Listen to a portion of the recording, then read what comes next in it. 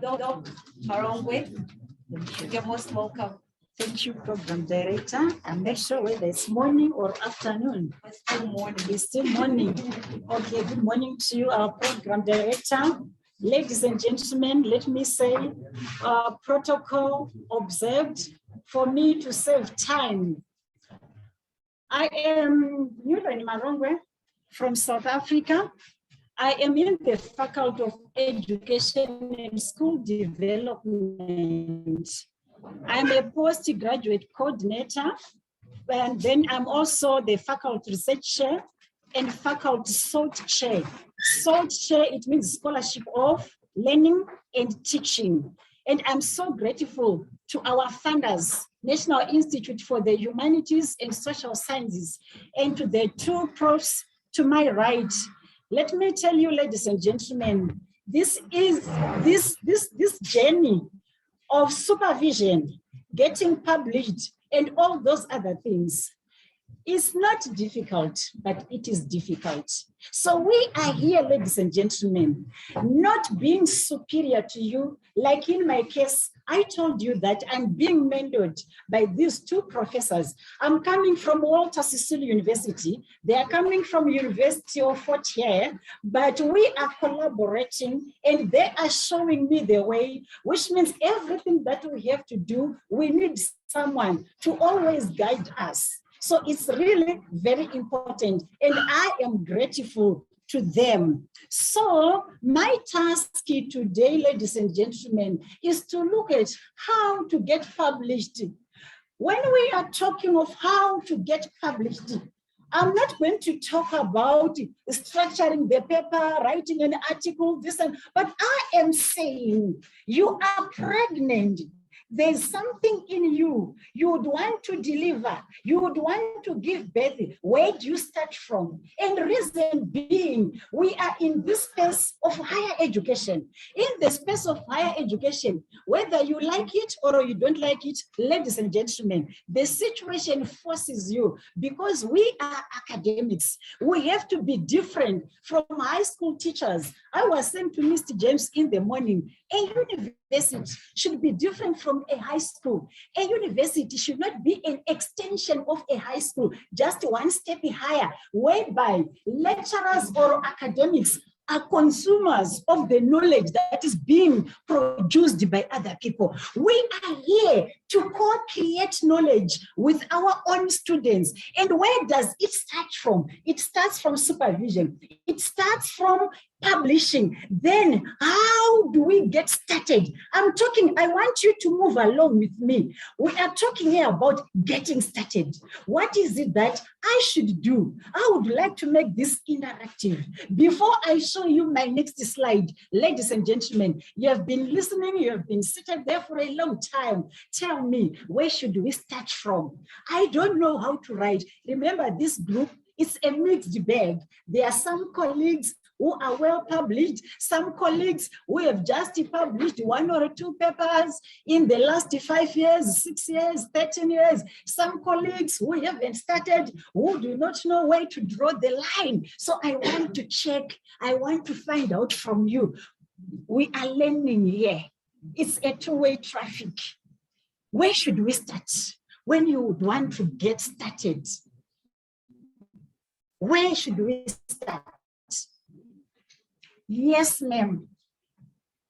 I think if I have an idea, I want to write something, I want to publish, it's better I write my ideas and then consult from others in my department or the area of my specialized area. Apart from that, I think it is important to collaborate with others. They may have good ideas. Perfect. Perfect. Thank you so much. Someone else? Doc?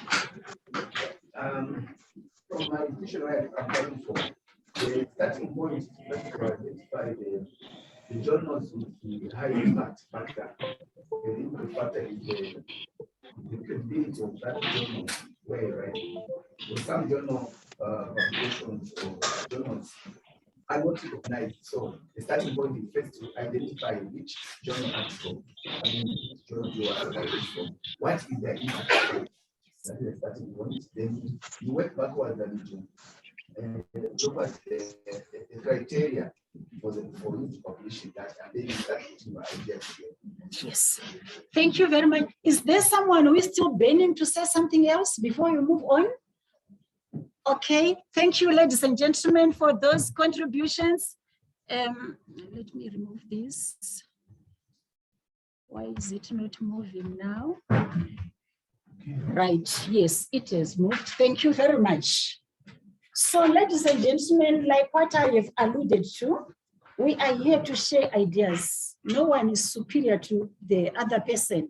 We are all academics and we are here to exchange ideas. And I'm going to present this from my own experience, right? Ladies and gentlemen, by the end of this workshop, we are expected and we expect ourselves to be able to explain the importance of getting published, to explain key elements of how one gets published, identify where one's work can be published, then explain challenges encountered in getting one's work to be published. Now, let's move on, ladies and gentlemen. Why do we have to publish? Why do we have to publish? Why do we have to publish without looking at the slide? Why do we have to publish? Publish or perish. Yes, it's there. I've got it. It's either you publish or you perish. Then why do we have to publish? Just one reason. Why do we have to publish? Sir? I think we need to share knowledge. Yes. What do you mean when you say we need to share knowledge? I can share knowledge with my students. Share knowledge that you have obtained out of specific plans so that it can be utilized. Yes. Yes. Okay. Thank you. For the sake of our time, because we still have another presentation coming, let me say, ladies and gentlemen, there are about 3 reasons. I have categorized them into 3 classes or 3 groups. That one, we have what we call institutional reasons. You know, a university without research, journal publications, is not a university. It's a high school. And we don't consider ourselves to be at a university, but alluded to that. So, ladies and gentlemen, if you are not publishing, it's like what Prof has just said, either you publish or you perish. Right, so when looking at the institutional reasons, one, an institution has got what we call goals, mission, and vision of your university. What are the goals of the university? What is the mission of the university? What is the vision of the university? I heard Prof. Sima yesterday when she was talking about a goals, mission, vision of a university, that there are certain things that we are expected to do, whether you like it or not. So we need to fulfill the goals. That's why we have to publish. So it's one of the reasons that falls under institutional reasons. Then number 2, I'm now referring to South Africa. I don't know the system here in Zambia. To attract funding or to get subsidy or to get money. In South Africa, we call it Department of Higher Education and Training. Right now in South Africa, one article, if you publish, it attracts more than 130,000 rands, and then it is given to your university. So the breakdown, I'm not going to go into the details, but all what is important here is to say to get funding. And also as a university, we are looking at from the perspective of a university, why we should get published. Reputation, ranking, creation of knowledge. Like it or not, you can teach excellently, you can get 100%, but when it comes to ranking of universities, they don't rank looking at your teaching, because the bottom line, the question they ask you, whose knowledge are you using to teach? You are not creating knowledge. You are just a consumer. We are looking for producers. One of the goals of a university, ladies and gentlemen, is to produce critical thinkers, is to have research, to have innovation. So when we are seated here and we are saying we are at university and we are not producing, whose knowledge are we using? We talk of what we call scholarship of learning and teaching. There are issues that emanate from your class. And when we talk of issues, we are not only talking about, difficulties, challenges. The beauty of teaching is that there are good practices, but normally we only say a problem is when students are failing, it's when students are not showing up for supervision, but there are those who are doing good. How is it? We need, like what you have said, that information to be shared so that we can know about the good things that you are doing here. And by so doing, you become producers of knowledge. And not only that, your university will be ranked and will be known nationally, regionally, continentally, and globally. So, ladies and gentlemen, these are some of the reasons that we have to publish from an institutional perspective. Now, let's come on to the personal reasons why I should get started. We are talking about getting started. Why should we? Once we understand the reasons why we have to publish, then that thing will burn in us that, no, let's do this. Let me publish from an individual's point of view. Publish or perish. Perish, it means we are not going to be known. You will die. That will be the end of your story. Finish and clear. Having a PhD is not enough. It's not enough.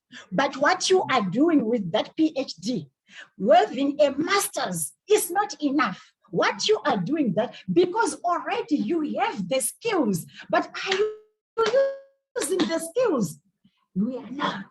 So publish or perish. And when you publish, even if you die 100 years, it does not matter that today people are not citing Marongwe, but you find that 100 years after my existence, everyone will be saying, according to Marongwe 2021, so my name is not going to die. So publish or perish as an academic. We want to fill knowledge gap. There are so many gaps. Even when Prof. Sima was presenting, there are so many gaps that we have identified. And those gaps, they need us. Where are you as an academic? Which gap? A gap we are saying there is no information. There are issues here that need to be addressed. So they need you to publish, to spread knowledge. Say dissemination is coming from dissertation.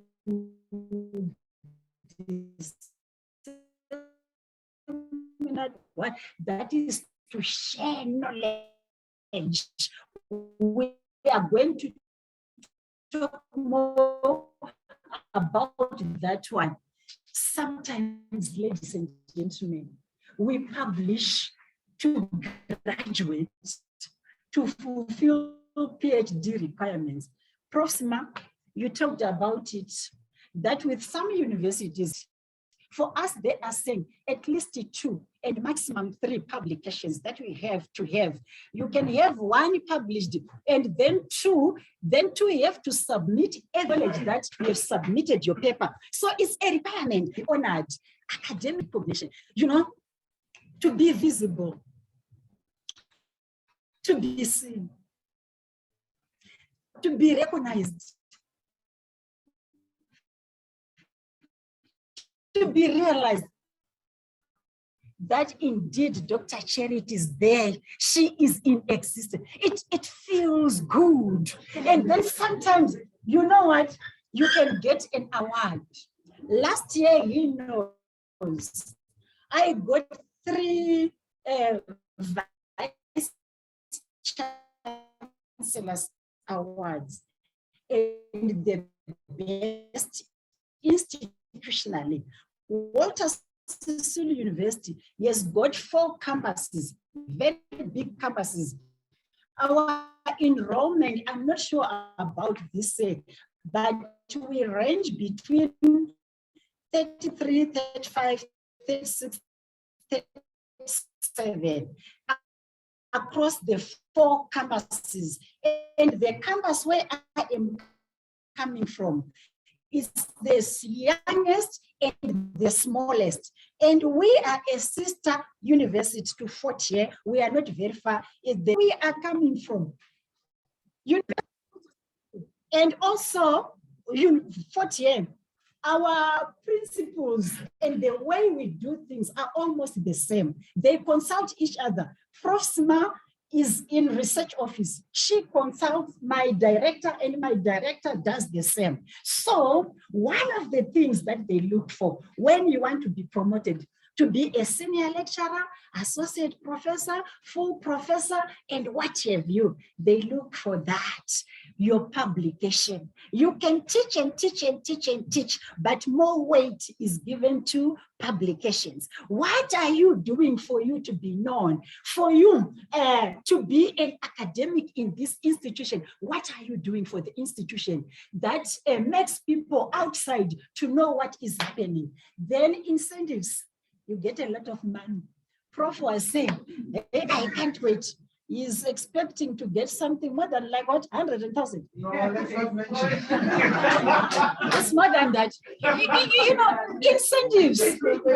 No, let's mention. I was saying to them yesterday, you know, I've got 400,000 lying in my research coffers. I don't know. And Prof was laughing at me. Marongwe, are you serious that you don't know how to use that money? You know what? It encourages, it inspires you to do more because you are being progression. How can you say you are developing for self-growth? Let me tell you, my first publication, when I do reflections, Prof, sometimes I laugh. I don't even want to read that publication. The publication was not up to scratch. And when I said, oh, how I wish my name could be removed from that publication. But now, you know what, step by step, because you start crawling. We are talking here about getting published. You start from somewhere. Of course, we talk of high impact, but chances are that when you are starting, it's very difficult. So don't get discouraged because they will reject you like never before. But all what you have to do, you tell yourself, it is not the end of the world. I'm still going to try.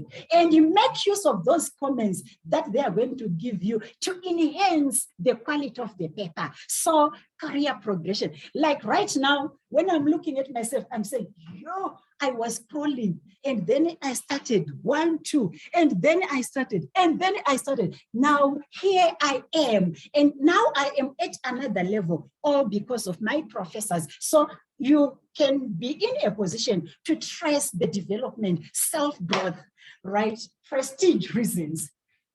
For prestigious. I remember when I was doing history in Zimbabwe, when we were looking at this topic, scramble for Africa, why the Europeans were coming to Africa to colonize Africa. There were some countries that were colonizing us for prestigious reasons, to just say, you know what, Zambia is mine. Zimbabwe is mine. You know what I did? I went to Africa.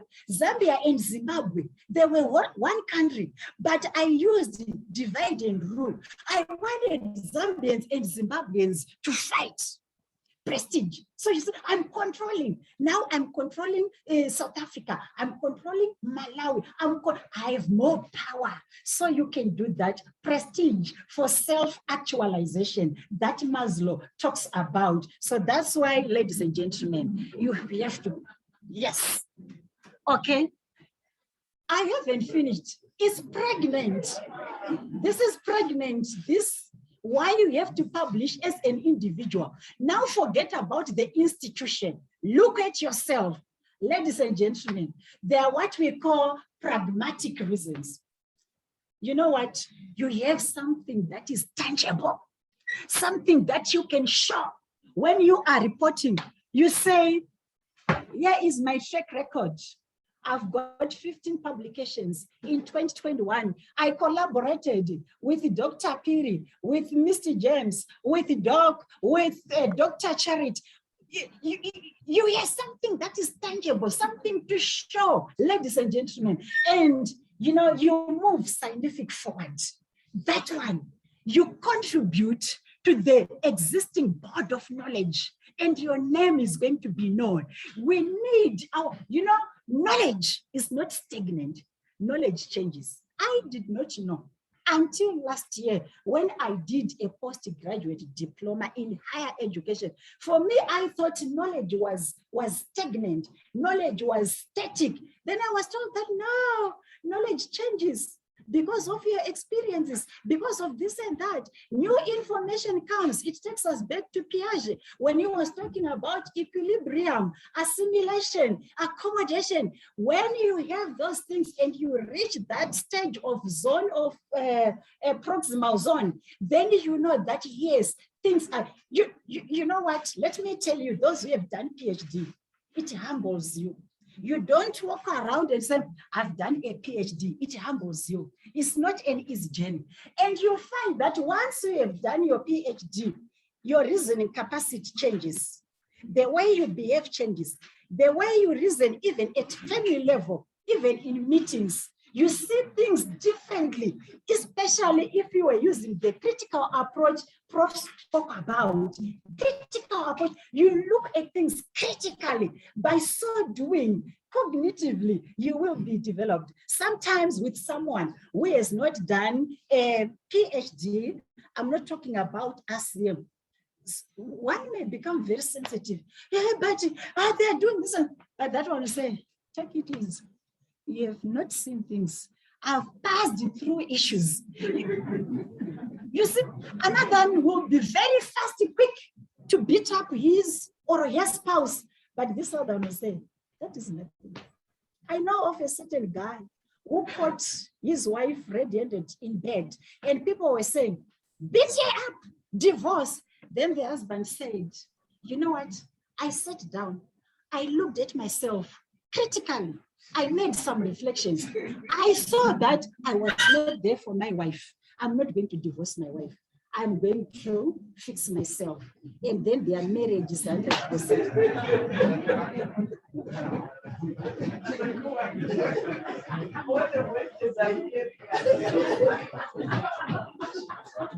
No, it happened. It happened. Whether we like it, you know what, ladies and gentlemen, things are happening. Things are happening. And they're happening. Okay, to reach, we are talking about pragmatic reasons to reach a larger audience globally. You will be known. They will be citing you. I'm not going to dwell much on that one.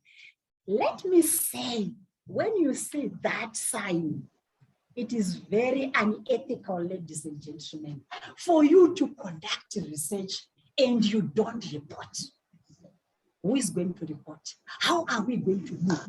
How are policymakers going to change? How is the government going to know? The management, let us not talk about the government. It starts here. It starts with us, our HODs, our deans, our directors, VC, DVC. How are they going to know? So you can be prosecuted if you conduct a research and you don't publish your results. Okay, ladies and gentlemen, where can we publish? What I'm doing, ladies and gentlemen, I want us to move along together. We are going to look at how to, but all these things, they are answering how to get started.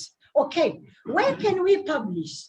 In South Africa, we have what we call accredited journals. When we say accredited, they have been looked and examined by the Department of Higher Education. So every year, the Department of Higher Education sends out a list of journals where academics can send their work if they would like to attract subsidy or funding. They are what we call fly-by-night journals. When you publish in fly by night, like those ones that we receive on our emails, in a day or 2 days, your work will be published. In 3 days, in 2 weeks, don't struggle.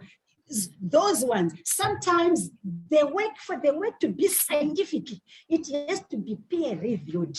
So these ones have been tested and have been, gone through a rigorous, process for it to be accepted. So here, I don't know the term that you use, but I am saying we have got a system in place that controls where academics can publish their work in order to attract funding that we talked about in the previous slide.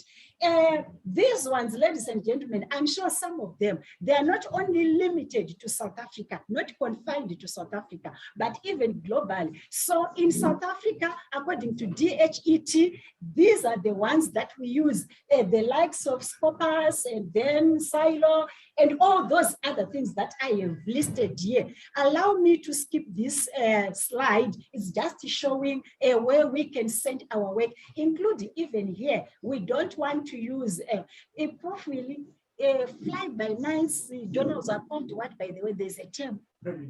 Yes. So we use these ones. Okay, thank you very much. Then we are now going to how one gets published. I like Nelson Mandela. I'm someone who uses a lot of quotes. Nelson Mandela, the late, he used to say, it seems impossible until it is done. I'm speaking to someone who is seated here, who has not yet started. There is a problem, Prof. when it comes to research. Research is seen as a big elephant. Research is seen as something that cannot be done. We need to demystify that. We don't have to label things. Economics is difficult, mathematics is difficult, research is difficult. I am saying it is not difficult. It seems impossible until it is done. Try it. Once you have tested it, Prof. Willie was saying to me, Dr. Marongwe, it becomes like a drug. Once you have started using a drug, it will drag you forever. It's going to be very difficult for you to be taken out of that. Once you have started publishing and your paper is accepted, that night you won't sleep. Those who are married, my wife, for me, the first thing, because I was still a novice, I called my husband. My husband is in his mouth. You, Mr. Marongwe. And then he was saying, you are so excited. What is it?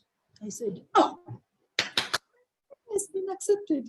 Yeah, I'm now an author. Now, you see that excitement. So once it is done like that, you keep on publishing and publishing. So, ladies and gentlemen, those who have not started and those who have started but are hibernating somewhere now, we don't know where they are, whether to say that side or that side, we don't know. They're in between, but in life, it's either you are in or you are out. There's nothing like being in between.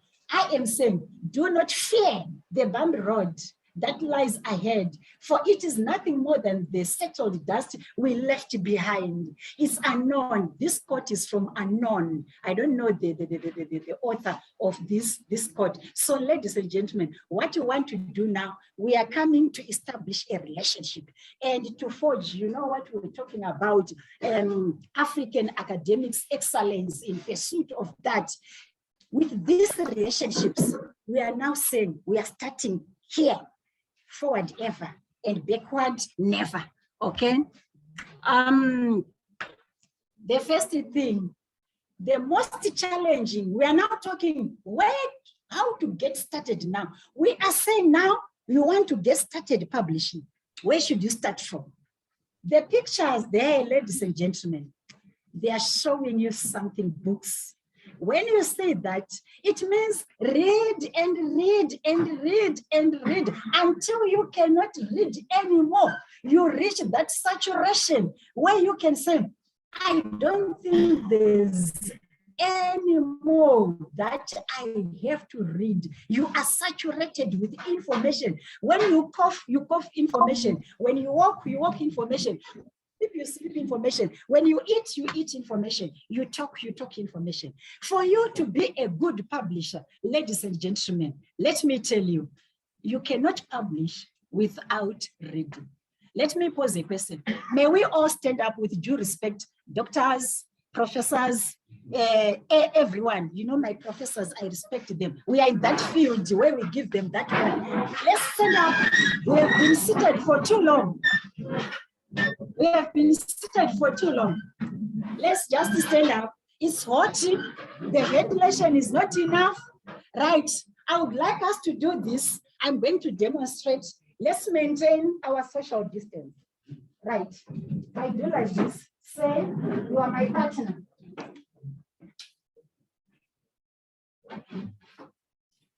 You are my, I want you to look at this. You are my partner.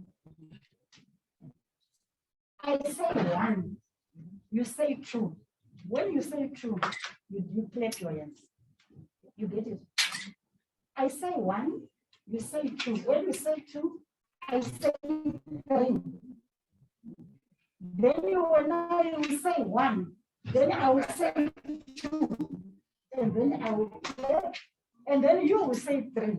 It starts again. Let's 2, 3. 1, 2, 3, 1, 2. Have you seen it? Should we demonstrate again? You got it? Let's do it.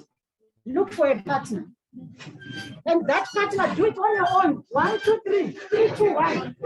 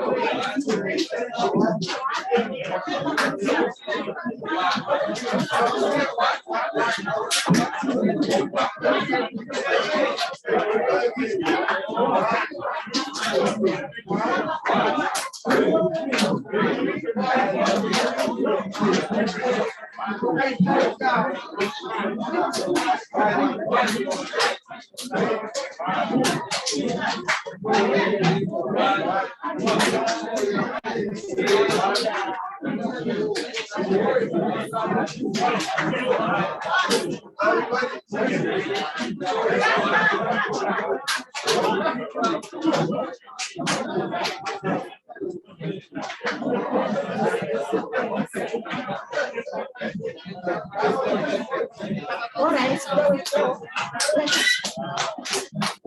Let's clap hands for ourselves. Let's clap hands for ourselves. What we were doing, ladies and gentlemen, is called a teaser. Some of you were dozing. No, you were not dozing, but you have been listening for a long time, and it's what? Like, what 2 lessons or 3 lessons have you learned from that teaser? What can you say about that teaser? Yes, sir.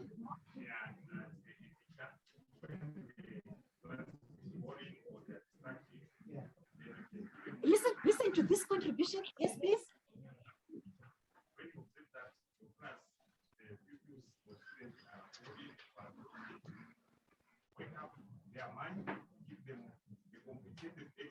Yes. Thank you. Someone else?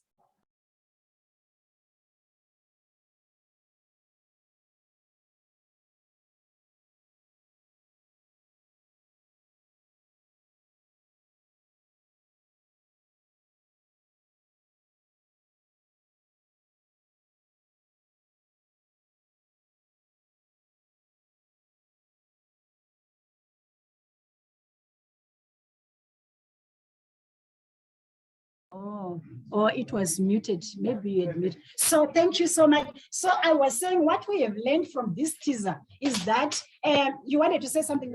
Okay, please go ahead. Very good. That's it.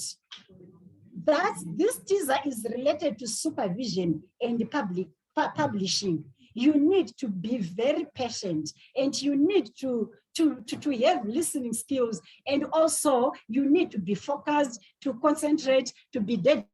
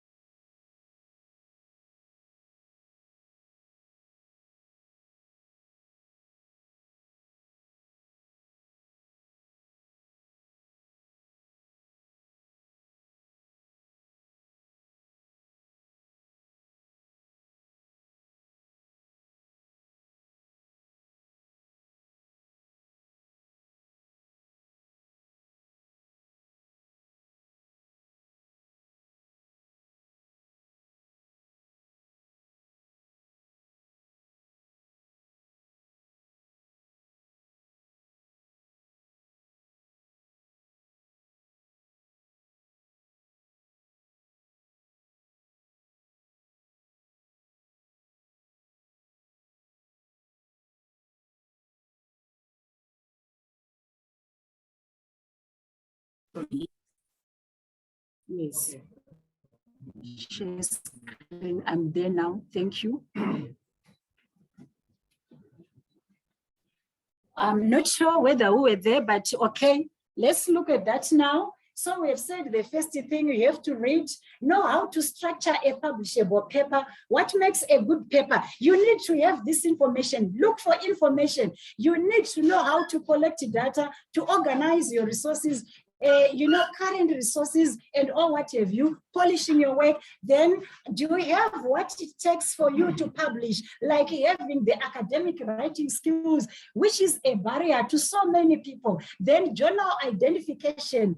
Do you have the knowledge where to publish and how to identify a suitable journal, how to quickly do it and getting a very good suitable journal that speaks to your paper, and then following rules of the game. You need to have an understanding of the journal specification, and then the university processes. Look for information if you would want to get started. What does your university say when it comes to page fee paying?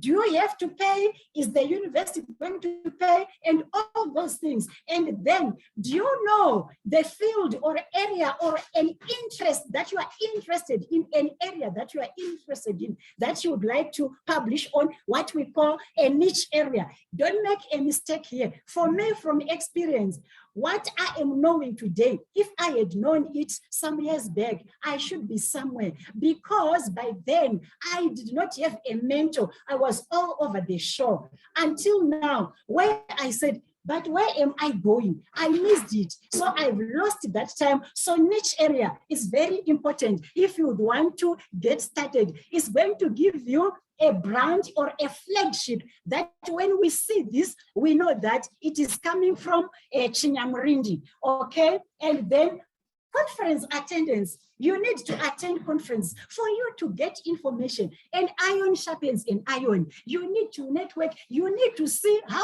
are the gurus. You need to see how are the academics. You need to see the novice, the emerging, and the seasoned, how they are writing their papers, how they are presenting their papers, if you would want to get started. So we are saying you are just preparing. I'm not talking about writing. I'm talking about the way to, making way forward, that then collaborating. Sometimes you don't have information. You need a mentor. It's just like supervision. Just having a PhD when I've completed this year, I cannot expect myself to supervise a PhD student on my own. I need a course supervisor for me to be shown the tricks, the ways how to go about it. So the same here, when you would want to get published, then mentoring, you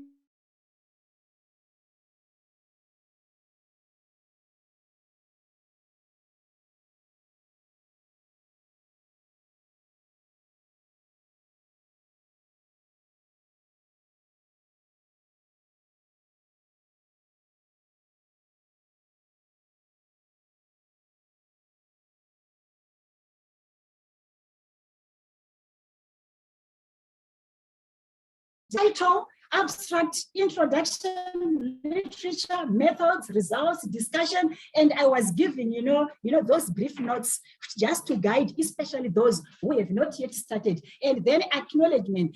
Give credit to those who helped you, references, list all scientific papers, books, journals that you have cited, that you have used in your text, right?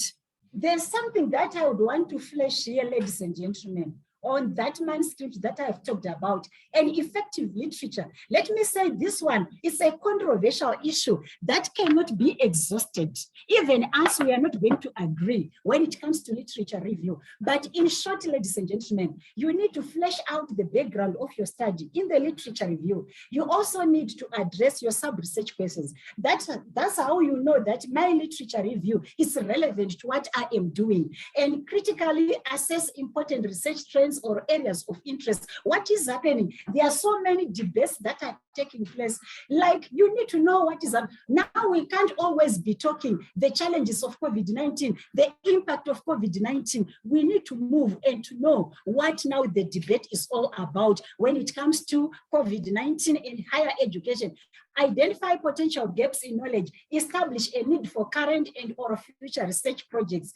Then what contributions are you going to make to the existing knowledge? Let me say now, one of my objectives was that at the end of this, by the end of this workshop, participants should be able to identify challenges encountered. Because of time, I wanted to make it interactive, but the time allocated because of the delays in the morning. Allow me, ladies and gentlemen, to just run through this. Challenges encountered, one of the most painful ones that can tear you down is rejection. There are some reviewers who write nasty comments. Remember, research by then was a preserve for the few, the only elite, the selected ones, and those who were in very good universities. Let me tell you my experience. I am at Walter Sisulu University. I wrote a paper. I sent it to a journal. It was rejected. I then said, let me collaborate with someone who is at WITS in South Africa. We collaborated. That paper was accepted without any corrections, no comments, no nothing. I'm not lying. It happened to me. And I was like saying, what is happening? Those are the things that happens in this journey. So rejection. Sometimes it's rejected because you are not following guidelines. Inappropriate methodology, insufficient contribution to the field, inappropriate to the scope, quality issues, plagiarism, workload.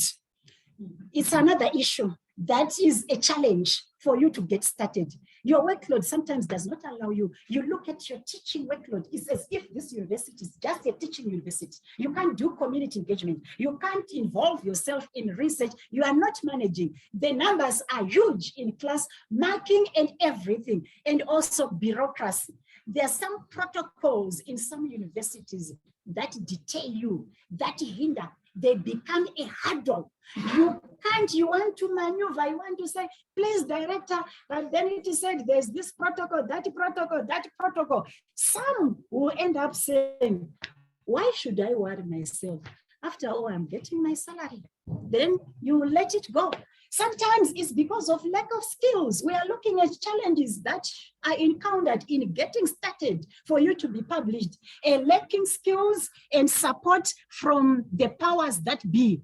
Okay, challenges, sometimes fear, like what I have said. People are afraid. We need to demystify that. It's not difficult. Then there are some people who want to be very perfect. There's nothing like that. What you have written, once you are satisfied, you've looked at the quality and everything, send it. Lack of planning, organization, and synthesis, insufficient research skills, lack of commitment, procrastination is the thief of time. I will do tomorrow. I will do when we are on holiday. I will do when I take leave. I will do when I've given birth. I will do after taking 1 or 2 beers with my friends. Procrastination. So sometimes it becomes a challenge. I'm almost finished, ladies and gentlemen. Now, how to encounter some challenges, ladies and gentlemen. You know what? Tell yourself, Be level-headed and say, you know, there are some critics, even here, among yourselves. There are some who say, they just want to show off. It's not going to be published. It's not going to happen. Tell yourself, mindset. Once you have told your inner being, you have got that self-drive, you'll just say, wait and see. Wait and see. I am going to publish. Then, well, what you have to do, ladies and gentlemen, despite your mood, your time, constraints, or challenges, and whatever, keep on writing 1 sentence, 2 sentences, 1 paragraph. It will give birth to 2 paragraphs, to 1 page, 2 pages, until it is done. Social support. Look for what we call community of practice, whereby as academics, you come together. I always get a push from them. I get a push from them. And this is how to go about it. Community of practice, where you are going to get support, where you are going to show each other, one another, how to go about it. And also, you know what? Beliefs about yourself in writing, all those ones, ladies and gentlemen, are needed. And then, second from last of my slides, how to encounter, write regularly each day. Set once you have your targets, don't deviate and stick to them. Arrange support, look for a mentor, workshops, conferences, and what have you, even at departmental level or faculty level. Prioritize. What are you going to prioritize in life? What's your priority when you are not in class? What other things are you doing? Okay, plan structure. You have a structure that you say, this is what I'm going to do. And then you have a reward system where you reward yourself, that you give a pet and then you say, well done, Marongwe. Thank you very much. Right, this is my last slide, second from last. Right. I said in my introductory remarks, no one is a guru. We are here to learn. And I wanted it to be very interactive because according to this, now, ladies and gentlemen, have you learned what's been taught? Then, yesterday, I taught Sport how to whistle. I taught, listen to this, I taught Sport how to whistle. Really? Come on, Sport, let's hear you whistle. Ah, well, because Sport could not whistle. And then the madam is saying, no, I said I taught him. I didn't say he learned. We don't have time. I wanted us to look at that one. Ladies and gentlemen, that is the end of my presentation. There is a lot that we did not talk, but it was just a test because of our time. Otherwise, thank you very much, ladies and gentlemen. Yes. 3 questions, and then we've got 3 gifts to give out. Okay, let me do this. You can help me to ask the questions when I'm taking a break. I hope you ask the question. Yes, to let them ask the questions. Oh, okay. Yeah, to take them. So by this, we need to ask the For you? questions, Yeah. so that they can respond in the 3 gifts. Or I wanted you to take the questions. All right, it's So fine. the question should come from you. Or you want me to So that ask you them? reward us. Oh, We have Skinner your reinforcement theory. Skinner reinforcement. I am a psychologist. Maybe 4. 4. Right. I think the 2 of you, you can also assist me to ask the questions from this presentation. Right. One of the things that I am waiting for Prof. Willie and Prof. Sima, just to look for a question while I'm also thinking, I wanted to say, ladies and gentlemen, there is a difference between a manuscript and an article. Constructive alignment does not allow me to ask questions on the things that I did not deliver. Manuscript, article. But who would like to talk? You know, it's only that we were rushing, but it was where it was written how to get started to write a manuscript. What is the difference between a manuscript and an article? Because we want to get started, we need to have an understanding of this. Sir, think about one person. Think about one person. Thank you. This is the work that I'm doing, that I have possibly submitted it, but it's still maybe in press. Okay, it's still being processed, waiting for comments and stuff. Then the article is the finished product, something that is going to be published. Thank you very much. I can't take away anything from what you've said. Perfect. Can we give him a big round of applause? This is my class, Prof. This is what we call deep learning approach that he has used. I did not talk about it, but he has used deep learning, not surface learning approach. Right, Prof? Over to you, one person. My question would be, can anyone explain to us one of the challenges that researchers face when they are approaching aspect of publishing, how to get published? Dr. Marongwe spoke about it. It's a challenge that is common to a lot of researchers. She spoke about many challenges. Yes. Any challenge. First one was Madam in the corner. She was the first one to put her hand up. Yes, Madam. How to identify the journal where to publish it? It's a challenge. Correct. Thank you. You can. Then Prof. Sima.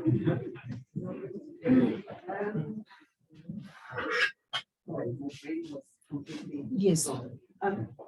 What are the discuss any two reasons that you would like for publishing? One must be institutional, the other person's. Yes. Your question is, why do you think you need to publish? One reason should be institutional, another one personal. Say you were the first one to put your hand up. Yeah, one of the reasons which is institutional is to pursue the vision of the institution. Then the rest of the reason is for promotion. For promotion, knowledge sharing, and so on. Thank you, Prof. Okay. Then the last one, I would like one person to ask a question to Prof. Sima. Based on what I have, she was supposed to, she's my mentor. So, Dr. Charity, I've recognized your hand. One person to Prof. Sima, based on what we have covered, she was supposed to be my co-presenter. So I'm wondering, your professor now, do you still face like confidence challenges, for example, when you're about to submit a paper and maybe just explain a little bit, because I feel that maybe because I'm not a professor, that if you're that level, they are always very confident in whatever you do, especially when it comes to publishing. No, I never. Actually, it's very rare that I feel confident when I'm submitting a paper. I like the excitement that Marongwe has. Like she mentioned, when you get published, then you are on a roll. I've never really been on a roll in publication, like where I think I've trapped myself in administration. So let me get that out of the way. Right? But at the same time, there's never been a time when I've submitted papers and all the papers that submit come back accepted. There's always accept, reject, accept, reject, reject, accept, reject. You know, so that's been my journey. And as a result, I think I respect publishing. Let's put it that way. I respect publishing, but at the same time, it's given me confidence to keep trying, because it means that at some point somebody will see. So sometimes, you know, your paper gets rejected because the editor does not see what you're trying to say. It's not necessarily that it's a bad thing. Sometimes it is a bad thing. Sometimes it's because they don't get what you're trying. And like I said yesterday, for me, I just, one of those annoying, I'm always venturing into crazy spaces. As an economist, I'm going into that space where economists don't normally go. I think we are now going there by calling it behavioral economics. So I'm stepping into those spaces, and sometimes people don't understand. For example, I'm doing a paper on marginality and sources of business capital. Like, what is that? Where are you? like theoretically, where do you stand? And I think that sometimes, perhaps when you get to that stage as a professor, the one thing that I can say I'm confident in is I have nothing to prove. And because I have nothing to prove, it allows me to venture into spaces where I would not have dared if I wasn't there, because the rejection rate would be very high. So I'm quite okay to be rejected because I know at some point somebody will get my name and my paper will be published. But I do have to say, when I started, that was very hard. I still have a paper today, which I've never had confidence to resubmit because of the way the comments came back. So I think you sort of need to gather the courage and really to step into the one thing I can say is never give up. Even if you get 5 papers rejected, never give up. Because at some point, your work will get published. At some point, somebody who's reality thing when I started it.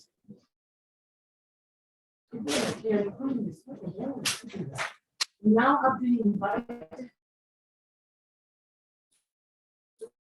to chapters to books because of that area. So as a professor, yet I still face confidence challenges, but at the same time, I think I've got the courage to step into spaces where I wouldn't step if I wasn't there. Thank you, Prof. Thank you, ladies and gentlemen. Thank you for the contributions and everything. I'm stopping. We want to say something. Yeah, just 2 minutes, Prof. I just wanted to cover something that I think is important. You may have covered it, Dr. Marongwe. Okay. Yes. Please pardon me. I think one of the things that I'm a researcher. Writing is not necessarily one of my sort of major strengths. And so one thing that I think computer. Okay. So no, the computer itself, not yes, please. Okay. So what I wanted to say is that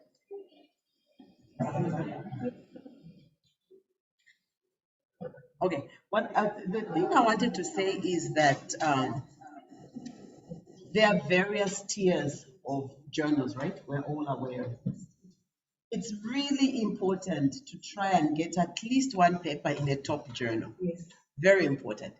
But as you are starting out, one paper there, one paper here, most of your papers there. Why? Because it helps your confidence. The papers at tier 3 journals are very difficult to publish in. And if you're an economist, it's worse because those journals take at least 2 years for a turnaround for you to get one paper published. I had one paper which was in the works for 4 solid years. So those top journals like Journal of Monetary Economics, those top journals, they're very hard to publish in. And sometimes you may need to go with somebody who's known to actually get in. And if you're going to target only those journals, you probably won't get published, So I think it's important to throw your papers across the spectrum. Don't publish in predatory journals. There's quite a number of journals that are not predatory, that are at the lower tier. You can start with those. And these days, one of the things is that the most important thing is for your work to be read. So it's really important that you're targeting a journal that, not just any journal. Look at the metrics. Don't look at, sometimes it's not predatory journals, but near predatory journals. When a journal is like a sausage factory, don't publish in those kinds, but try and find lower tier journals. That will give you the confidence, that high that Dr. Marongwe is talking about. You've got to get published at some point. And if you're going to target high level journals, you will take a long time and you will get discouraged and end up stopping. So I really just wanted to highlight that in order to really get on the publication journey, try and make sure you have one in the high tier, and that should be a paper where you feel I've really done well. And the advantage is when that paper comes back, it's going to have such good comments that when you revise that paper and send it to a middle level journal, it's most likely to get published. Because somebody at the top really tore your paper apart. and then you benefit from those comments and you use them. Yeah. Okay. Thank you so much, and thank you, Prof. I think in the slides it is there. Thank you very much for that emphasis. Is it possible to make an observation? I listened to the around here, but probably that environment, the environment of environment. They are aware of one institution which is identified, the journals, the incentives, which are automatic. It's like you fight this for yourself. And that fighting for yourself, it may be an incentive to other people. Because you are not being assisted. But when it will come to promotion, they'll say publish. But how much facilitation has been done for you to publish? There's some limitation. That's one of the things that Let me try and get the professors are going to, because it's very important. They are what we call contextual factors. Even in South Africa, it is not the same. Like what I have said, Walter Sisulu and the rest of Fort here, we share the same environment, same historical background, same other contextual factors that make us to be who we are. And let me say, when it comes to research, even when we are talking like this, sharing information is not everything that is gold. There's a lot of fighting even back home in South Africa. It's not an easy thing. And then they'll try, you remember I talked of bureaucracy, I talked of protocol, I talked, all what they want, they tell you that you have got a very huge workload. But at the end of the day, they still want to promote you and they say, how many publications? You have already, okay, sent your publication. Now you want money for page fee processing for the paper to be published. You can encounter hassles that you don't even understand as if that money was coming to your pocket. The issue of incentives, Prof. Smartel, Prof. Willie, you know that not every university in South Africa is getting incentives. Let me tell you, in our case, and what is happening now is vice versa to their institution. Their institution were used to get those incentives cash into their pocket. For us, it was sent into our research coffers where they create a research account for every academic who is active in research. They don't allow you to take that money and use it for other personal things that are not related to research. You can attend conferences, you can buy, laptops, projectors, what have you. They do that for you. But now, some other universities, they don't even give you anything because they say it's part of. It now depends on the director, research director, to bring a turnaround and come with policies that are balanced, that favor the academics, that also, like in this case, when we look at the history of this university, 13 years now, one of the ways to make sure that research is done to motivate you is to make sure that it works in your favor. There should be incentives, there should be encouragement, there should be rewards, there should be another thing that I had forgotten to talk about. You see this t-shirt I'm wearing, it's called Research Day. At our institution, that's how we disseminate to stakeholders, showcase and parade our research that we are doing across the campuses. So it's a way again of boosting the morale. So what is key here, in as much as the contexts are different, you are a rural university, we are rural universities, but the policies that are in place, if the policies are there, and when the policies, before they are sent to the council, they should be sent back to the grassroots, to the academics for your inputs. So that's what I can say. But not every university in South Africa is getting it. Prof. Willie, you can add on that issue. On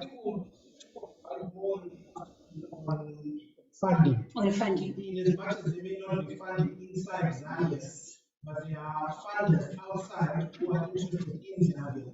So that's what we could integrate to say. But I also take into consideration what you say about contextual issues. Contextual issues. Yeah. But I should also say, but we have seen quite a lot of those academics going all out to, and they are looking for funding outside. Yes. Yes.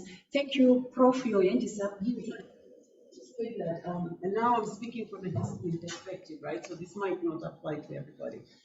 Publishing doesn't necessarily have to do with you going out to collect data. Yes. So you may not need funding to get published. For example, as economists, we have access to a lot of databases that give us information which we to actually investigate matters, questions that affect Africa, questions that affect our own country here. The World Bank has been very instrumental, for example, in collecting data in Zambia. So I'm just saying, for those who have access to that kind of data, we're talking about publication now. You can publish without having access to research funding. And what that does is you create a profile for yourself so that when you actually apply for funding, you have that profile to back you up. The problem is when you apply for funding and there's no evidence that you are a research active academic, it would be very difficult for you to actually get funding. I know it's like the chicken and egg, right? So, but most funders will not give you anything if there is no evidence that you've actually been writing. So it might be very good for you to start publishing with whatever data already exists.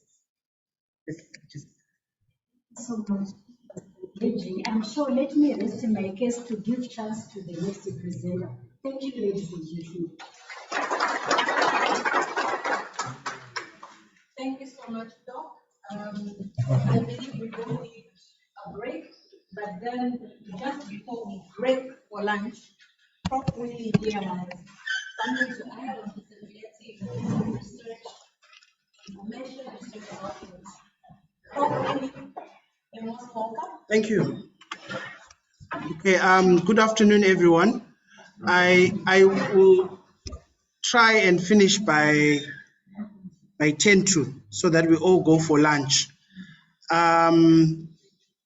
So we need to share for our friends who are online. Right.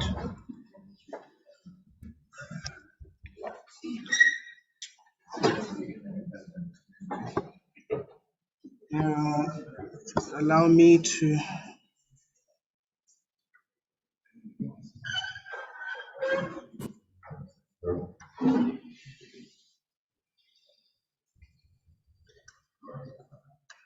Let's try again.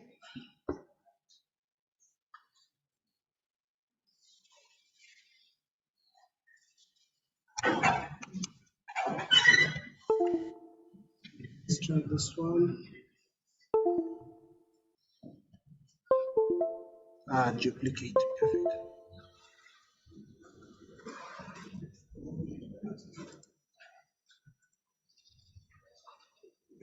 Okay.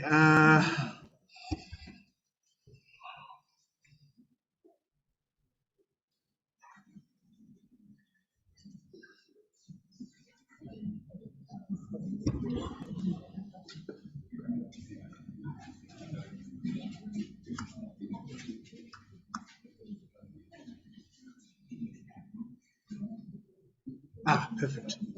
All right. So then what we do is go to Zoom.